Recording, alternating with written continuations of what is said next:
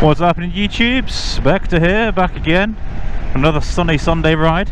Mixing up today, we're heading south to the A30 and we are heading down to a nice old ruin, actually. A ruined castle. We're heading down to Roche. R-O-C-H-E, I don't know how to pronounce that. Rock, maybe? We're heading to the Rock, if it is pronounced that way, which is, yeah, it's the ruins of a castle right on the top of a big sort of, almost a tor, but low down. It looks really cool.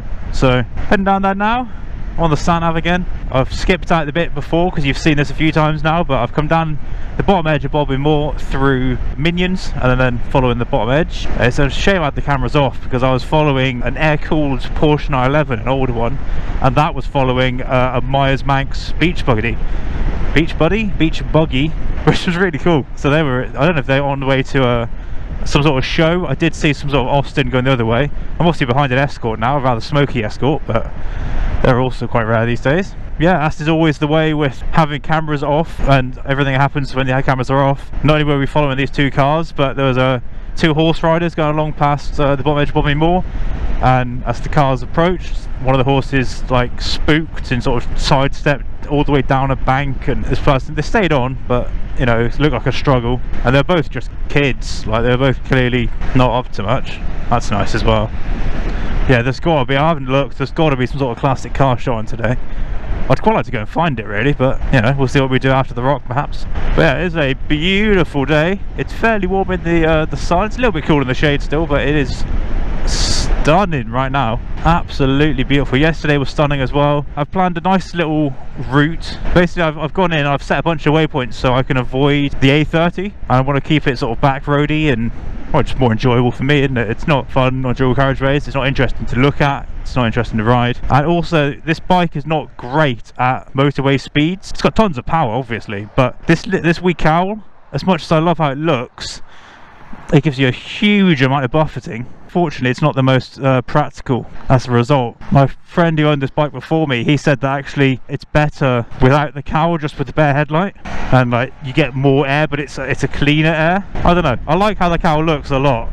I do sometimes consider taking it off and running it without for a bit, just mixing it up, but in general terms I like how it looks as it is, so I'll stick with that. I think I don't do enough long distance stuff for the buffeting to bother me, but maybe if I plan in a longer trip, like go to like Wales or somewhere, maybe at that point I'll give it a try without, see how it performs. So we're heading along, this is the A38 now, which starts off as a dual carriageway, but by the time it gets down here it's just a nice sort of A road. Unfortunately with average speed cameras, so you're going to see me looking down every 20 seconds because nothing says safety like not looking where you're going. After this road we go past the sort of bottom edge of Bodmin itself, I think the city, and then there's a couple of back roads which run parallel to the A30, the sort of like the former roads before it. One's called the Old Coach Road and another, I don't remember the other one, but they should take me down past it and then I can jump over one of the bridges. It's cool, it's a double whammy this trip, because as much as I'm going to see this cool castle, I'm going to go and, you know, spend a couple of hours there sniffing around it. This is also a trial run for going to the Chapter 1 bike night at Damarails. A couple of my mates have been on it going to that at some point, and I've been to Damarails once recently, but I went via the A30 and it sucked. If this route works out, it's the same route, I just tuck a little bit extra onto the end to take me from, instead of turning off for sort of Rock, you go straight on, you end up down to Indian Queens. So yeah, good little test run. 2 birds, 1 ride, etc. I'm really trying to get out more at the moment and just make the most of the weather, make the most of the bike, make the most of being down here. Like, that's the whole point of this little series of sort of days outs and day trips and stuff, is I worked so hard to get back to the southwest. I need to now force myself to get out and see some of it and not just sit indoors all day. They're all short trips so far, but I can sort of start to go further afield once I get some more, you know, stamina back more than anything. It's good. I'll start somewhere. I love going down this this road as well. The road itself is pretty nice, speed cameras notwithstanding. So, but just the tall hills around, the trees, wooded area, it feels like you're a lot more sort of rural than you actually are. It's just beautiful. It's beautiful. It's well maintained as well, which is always nice. I'm just enjoying being able to put miles on it now. The reason I struggle so much in winter, it's not because I want to ride every day, because I don't ride every day, but I want the option to ride every day. I want me going out on a bike to be whenever I feel like, rather than constantly being stuck indoors because of the weather and then having to like try and force yourself out when you don't really want to, just because it's the only dry day and you got to make the most of it. So in the summer you have a lot more freedom to be like, I fancy going out for a spin today, or I fancy going for a spin after work today, and it doesn't have to be such a planned out thing. Yeah, it definitely is busy today. You know, it is one of the downsides about taking the scenic route, is you end up with quite a lot of slow moving traffic, but I don't mind. You know, Cornwall's got quite a slow pace of life, and there are times when that is annoying, particularly if you're trying to get stuff done, but it's worth it the rest of the time, I think. So yeah, we're going straight over now. Down that way is joining on to the A30, I believe. And we're going to head sort of straight over. So I've gone in with custom waypoints, so it's a bit of a wiggly route. I don't really know what I'm going to encounter down some of these roads. This is generally how I do my routes. So I'll set the route up on Google Maps, whatever it default takes me to, and then I'll zoom in, I'll go through and just try and remove the boring ones, really. Do a bit of street view to see what I'm going to be riding down, and keep everything smaller roads, slower speeds, and it's just more enjoyable. Just leads for a nicer ride. If I was going down the dual carriageway now, you know, getting your head bounced around, it's not an enjoyable way of spending an afternoon. But this is, so yes, there's traffic, yes it takes longer, but you know, corner there of the railway, that is very pretty though. Inadvertently picked up a friend here. Do you ever get embarrassed when you're following a car for a while and you think, do they think I'm following them, or are we both just happening to take the same turnings? Particularly when it's, oops, particularly when it's the smaller routes like this. Here we go, back out into the little lanes. And again, this is a little bit bumpy for the older, the Magna. Don't quite have the suspension travel for some of this stuff, but or the turning circle for that matter. I'm still umming and ahhing about what my second big bike's going to be, not counting the CG, and it would be nice to have something that's a bit more rugged for sort of these little lanes, and so I can see some of the smaller ones like that when we just pass it there and go, oh, that looks cool, let's see what's down it, and be a little bit more adventurous with the routes. But at the same time, maybe I want something more practical. Maybe I want something with like a Honda DeVille with storage that I can go and do the shopping in, because I can't really do the shopping on this bike, and particularly now I've taken the pillion seat and backrest off. I've got nowhere to put the second bag, so I'd be stuck to one rucksack capacity at all times, which is a bit rubbish. So a little bit more practical, and with a bigger fuel tank would be nice, because you see I'm on 87 miles here. We are almost there, but I'm gonna have to fill up to get home again, because I've only got a range of about 110, something like that. I don't know, I haven't worked out exactly, but it's squeaky bun time past 100, I'll tell you that much. The route's not been terrible so far. I don't know how much it would change when I add in the bits extra at the end to get to Dammerels, but it's not bad at all really. And you know, like it is longer, it does take longer, but the other thing to consider is the bike nights would be in the evening after work, so it's like, would the evening commute traffic be really bad? Because a lot of this is sort of the edge of the urban areas. Oh, this is pretty.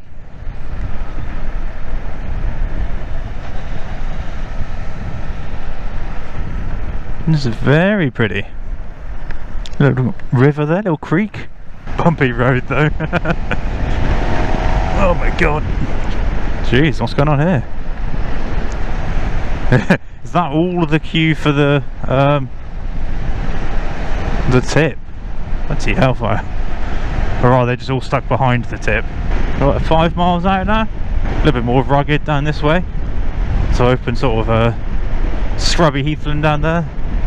There's smoke down there from either a bonfire, or I don't know if anyone's making charcoal at this point. Probably not. It's probably just burning off some of the winter drops and stuff. God, roads like this make me miss having the V-Strom. That thing would have boated over this undulations. This is the old coach road now. Oh, why it's so bumpy. Holy shit. It's going to look like nothing on camera. It looks like nothing in real life, but there's undulations here that have been hidden by the texture. Really quite bumpy. So yeah, if I remember right, this road now is going to take us parallel to the A30. The A30 is over to the left there.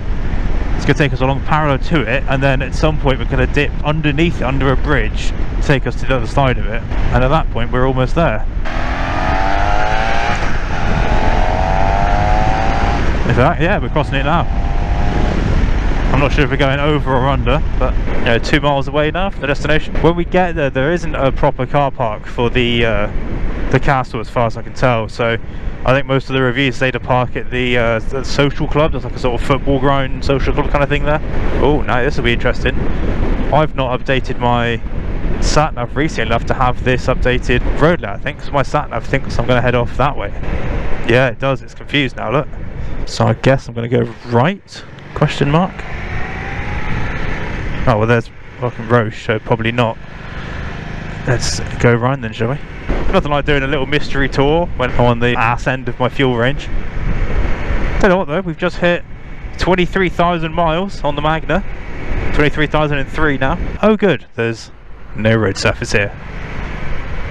Yeah, we as bikers really love it when they strip the road surface away and then just leave it. It's not horrible at all riding on this this underlayer. So we've now entered Roche Rock, however it's pronounced now. Just to the other end really. I think you have to go through the main village, if you can use the word main for it, and then at the other end is the castle. Keep trying to keep an eye out now. Oh, in fact I think that's, you won't see it now because there's horse box in the way, but I think that rock poking up there is our castle. Yeah, I just saw there just a glimpse of the silhouette of one of the towers with the light coming through the window, and I think we're going to get our reveal just here. But here we are, we're arriving, and you're going to see at the end of the car park. So also there's a skate park here, which is quite cool to see.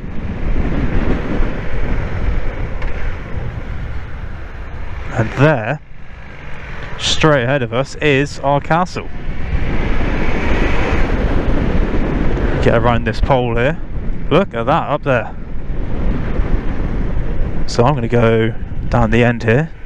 I don't know if you'll be able to see on the GoPro, but just there is our castle. So I'm going to take my kit off and we'll walk up there, take some pictures. Okay, so I thought I'd jump in here as I forgot to Google this place before leaving. From the social club I parked at, I climbed a wall and made my way across the tangle of rabbit tracks that lead to the rock. The way is pretty easy, but if you want a simpler time, walk around the road and come in via the gate. The rock itself is most easily approached from the side facing the village. As for the structure on top, well, I've been calling it a castle this whole time, and I think I still do when I leave in a minute. But it's actually an old chapel dedicated to St. Michael. The side you see in the photos is the best of it now, with much of the rest collapsed over the years. The chapel has been various legends and rumours for usage, ranging from housing a member of the Tregarnic family who had contracted leprosy, to the evil spirit of Jan Trigil, who became stuck in a window while fleeing from demons. Either way, the chapel is a marvel of construction, and sadly only viewable from the ground. The ladder up there is labelled as do not climb, but feels solid and accessible, another of life's little tests. Well, here we are, leaving the castle.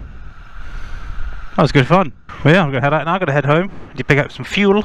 It was a really interesting vibe, that one. It's surrounded on both sides by like new build housing estates and roads. You find yourself thinking the world's moved on around it. It's this little relic of the past. It's just been swallowed up by just current society, I guess. But it's crazy. It's good. So it's right up, right at the very tip top of that rock. The tallest vantage point for miles around.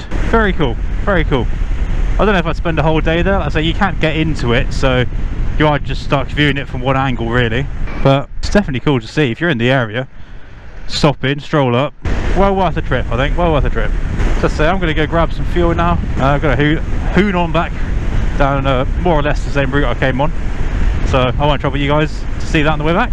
So thank you very much for watching. Another little short jaunt. Thank you very much for watching. I'll see you all next time. Ride safe.